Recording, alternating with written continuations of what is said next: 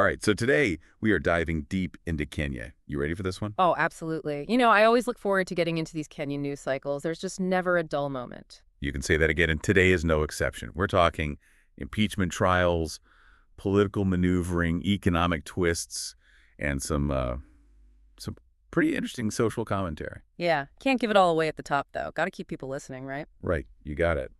So let's start with the unavoidable elephant in the room, shall we go?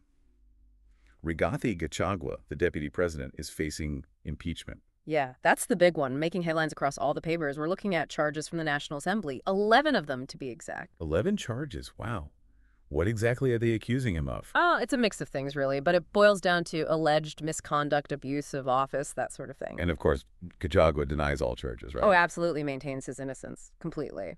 Which makes this whole thing even more fascinating to watch unfold. It's unprecedented, isn't it? I mean, this is the first time a deputy president in Kenya has faced impeachment. Exactly. And what's really striking is the speed at which this whole thing is moving. I mean, from those charges being brought to the Senate trial, it's been lightning fast. So the Senate is the one to watch now. Absolutely. They're essentially acting as both judge and jury in this case. Talk about pressure, right? It's Yeah. It's a pivotal moment for Gachagua, obviously, but also for Ruto and his entire presidency. You know, I was reading that they're working with a mountain of evidence, 12 boxes worth. 12 boxes. Yeah, you can bet there are some tired interns over at the Senate building right now. And leading the prosecution, a familiar face, James Orenga. Ah, yes, Orengo, always a major player. And on the other side, Gachagua's decided to represent himself. Wow, talk about a high-stakes gamble. That's what everyone's saying. But it almost feels like a bit of history repeating itself. How so? Well, think back a few years, Gachagua's own brother, as governor of Nyeri, faced impeachment too. Oh, that's right. I'd forgotten about that. Yeah, so you have to wonder, is this a family penchant for controversy, or is it indicative of some deeper political divisions at play? It's a good question. And while the trial plays out, the political rumor mill is already churning. Oh, I bet.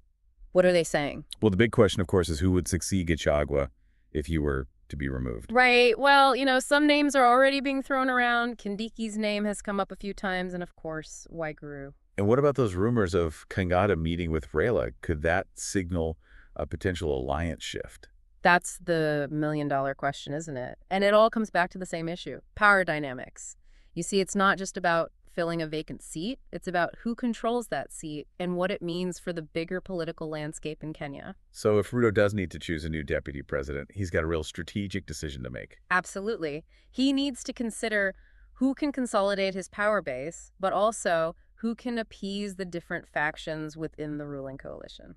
It'll be fascinating to see how this all plays out. It's easy to get completely absorbed in the Gachagua trial. I mean, it's such a big deal. But looking at the broader picture, there's a lot more happening in Kenya right now. Oh, absolutely. Life goes on, as they say, and these Kenyan news outlets, they really capture that mix of the everyday alongside the high-stakes political drama. Right. Like, for instance, the story about Austin Adure. The footballer? Yeah, exactly. Yeah. He passed away, the one who played for Gor Mahia. Ah, yes, a legend. Really a legend. And reading the articles, it's clear he meant so much to so many people. What's interesting is how these articles, they highlight not just his achievements in football, but also his character, the kind of person he was. It's like his story speaks to something bigger than just sports. Exactly. It's about legacy, about the impact we have on others and what we leave behind. It really makes you think. Yeah. And then on a completely different note, there's this just heartbreaking story about a mother who lost her twin babies in a fire. Oh, no, that's awful. It's just tragic. She was out trying to get food for them, and while she was gone, the fire started. It's a stark reminder of the daily struggles that so many families face in Kenya. The vulnerability, just trying to make ends meet, and then this happens. It's a reality that we can't ignore. And then we have this story that's almost unbelievable. 900 blank birth certificate books stolen. 900? You're kidding. I know, right? From a government office. Supposedly under 2047 guard. That's a lot of birth certificates. What are they planning to do with those? Right. It's a bit concerning, to say the least. I mean, talk about a security breach. This is where things get really interesting because it points to a different kind of vulnerability. What do you mean? Well, it raises questions about corruption, about the integrity of these institutions that are supposed to be, safeguarding important documents. Makes you wonder what else might be at risk. Exactly, and how these seemingly isolated incidents might actually point to larger systemic issues. It's a lot, isn't it? I mean, we've gone from heartbreaking personal stories to potential government scandals all in one deep dive. That's Kenya for you. Always something going on. And the economy is no exception. Ruto's been putting the pressure on banks to lower those interest rates. He's really pushing for growth, trying to stimulate things a bit. And I imagine that's not easy given the current economic climate. Not at all. Inflation's been a real problem, hitting people's wallets hard, and the Kenyan shilling, it's seen better days. So I guess that's why there's been so much focus on those MSMEs. Absolutely. Those micro, small, and medium enterprises, they're the backbone of the Kenyan economy. They employ a lot of people, right? A huge portion of the workforce. So if they're struggling, the whole country feels it. It's all connected. And I did notice some interesting initiatives being reported on, like those affordable housing projects. Those are gaining some traction, seem to be creating jobs too, which is a good sign. And what about that push for more trade using local currencies instead of relying so heavily on the U.S. dollar? Yeah, that's Ruto's Pan-African vision in action, trying to foster closer economic ties within the continent. It's fascinating to see how these different threads all weave together, from politics to social issues to the economy. It paints such a vivid picture of Kenya today.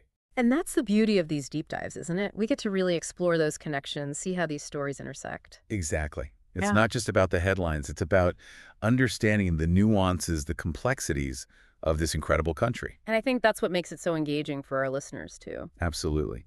So as we wrap up this deep dive into Kenya, I'm curious what stood out to you? What stories resonated most? That's a tough one. There's so much to unpack. But I think that story about Austin Oduro really stayed with me. His legacy as an athlete, but also as a person, it's a powerful reminder of the impact we can have on the world. It is. And for me, it's those everyday stories of resilience that always stick with me, like that mother who lost her children in the fire.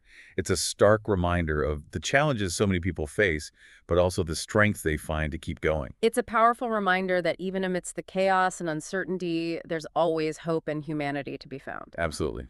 And on that note, we'll leave you with this. Where will you choose to deep dive next? What stories will you explore?